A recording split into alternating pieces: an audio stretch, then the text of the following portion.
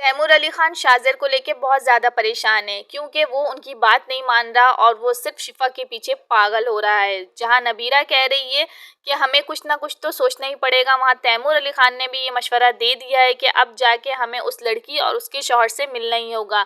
लेकिन बीच में आ जाता है उनका दामाद नबील और वो कहता है कि नहीं, आपका उस लड़की से मिलकर कोई फ़ायदा नहीं है क्योंकि वो लड़की शिफा भी शाज़िर के साथ मिली हुई है। वो खुद अपनी माली हालात से बहुत तंग है।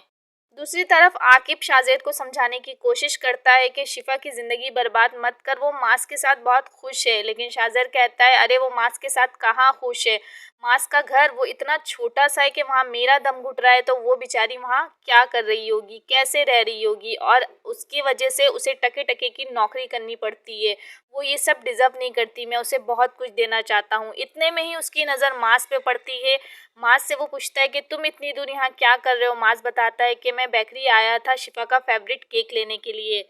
शाजिर कहता है कि ज़रूर तुम दोनों की आपस में लड़ाई हुई होगी, जिसमें मास कहता है नहीं, शिफा तो बहुत स्वीट है, वो कभी नहीं लड़ती, बस उसका जो भतीजा है वो बहुत बीमार है, उसके दिल में सुराख है, उसे लेके वो बहुत अपसेट थी, तो उसका मूड सही करने के लिए मैंने सोचा उसका फेवरेट केक लेता जाऊं।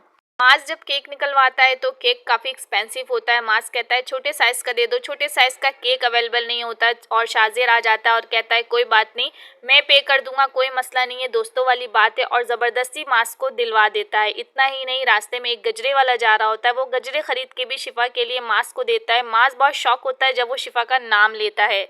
इससे पहले कि मास शाजिर की नीयत को भांप ले, शाजिर फौरन से चेंज हो जाता है और कहता है अरे शिफा भाभी के लिए लिए, उनका मूड अच्छा हो जाएगा, ऐसी चीज़ें अच्छी लगती हैं लड़कियों को। मास समझ नहीं पाता और वो समझता है कि शाजिर बहुत अच्छा है, इसलिए वो ये सब कह रहा है। वो लेकर आता है गजरे, केक, चॉकलेट, सब कुछ शिफा को देता है। शिफा बहुत खुश हो जाती है ये सोच कर के ये सब कुछ मास ने दिया है।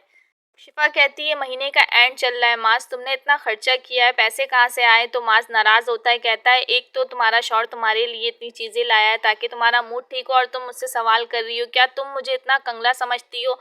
फिर शिफा कहती है अच्छा कोई बात नहीं, चलो तुम मुझे गजरे पहना दो, और शिफा का भी मूड बहुत अच्छा हो जाता है। मास अपनी बहन और माँ को कुछ चीज़ें देने जा रहा होता है, वो भी शाजिर ने भिजवाई होती हैं। तो यहाँ पर फ़ोन आता है शाजिर का, जो कॉल वो रिसीव नहीं करती शिफा, लेकिन फिर मैसेज आता है और मैसेज पढ़ लेती है शिफा, जिसमें सारी हकीकत लिखी होती है कि किस तरीके से शाजिर ने मास की मदद की, केक लिया, चॉकलेट और गजरे वो सब शाजिर ने भिजवाया। शिफा वो मैसेज पढ़ते ही काफ़ी गुस्सा होती है और फ़ौरन ही गजरे उठा के फेंक देती है, और फिर आती है मास के पास और कहती है तुम्हें ये सब नॉर्मल लगता है, उस शख्स की मेहरबानियाँ जो तुम पर इतना मेहरबान होता है, तुम इसे नॉर्मल कैसे समझ सकते हो। मेरी और अपनी पर्सनल बातें तुम मुझसे क्यों शेयर करते हो, उसे कैसे पता कि मेरा मूड क्यों ख़राब है, मुझे किस वक्त क्या चाहिए क्या नहीं चाहिए, मेरी पसंद नापसंद ये सब डिस्कस क्यों करते हो। मैं इस चीज़ की बिल्कुल कायल नहीं हूँ कि तुम अपने दोस्तों के लिए घर का दरवाज़ा खोलो। और एक बार फिर शाजिर की वजह से माज और शिफा एक दूसरे से नाराज़ हो जाते हैं। माज रूम में आता है तो शिफा मुंह घुमा के सो जाती है। माज अपनी दोस्ती बचाने की कोशिश में लगा है, लेकिन कहीं ऐसा ना हो दोस्ती बचाते बचाते उसका और शिफा का रिश्ता ही ख़त्म हो जाए। दूसरी तरफ शिफा का भाई आलियान, जिसने 20 लाख रुपए चोरी किए हैं अपने ऑफिस से ताकि वो अपने बेटे का इलाज करवा सके, वो दूसरे दिन बहुत डरते डरते घबराते घबराते ऑफिस जाता है।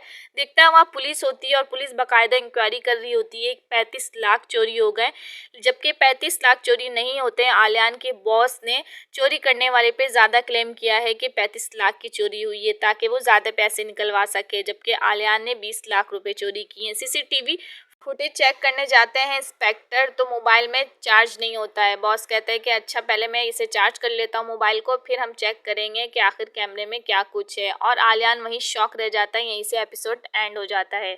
बेटे की बीमारी की परेशानी में आकर आलियान ने जो गलत कदम उठाया है चोरी का, इसका क्या अंजाम होता है, और शिफा और मास एक दूसरे से दूर हो जाते हैं या मास कभी समझ पाएगा शाजिर के इरादों को, ये सब कुछ जानने के लिए आपको मेरा चैनल सब्सक्राइब करना होगा ताकि कोई भी नोटिफिकेशन आपसे बिल्कुल मिस ना हो। तपिश का हर एपिसोड का रिव्यू मेरे चैनल पे अवेलेबल है, वो जाके ज़रूर विजिट करें ताकि आपको पूरी स्टोरी समझ आए और आप अच्छे से एंजॉय कर पाएँ। अल्लाह हाफिज़।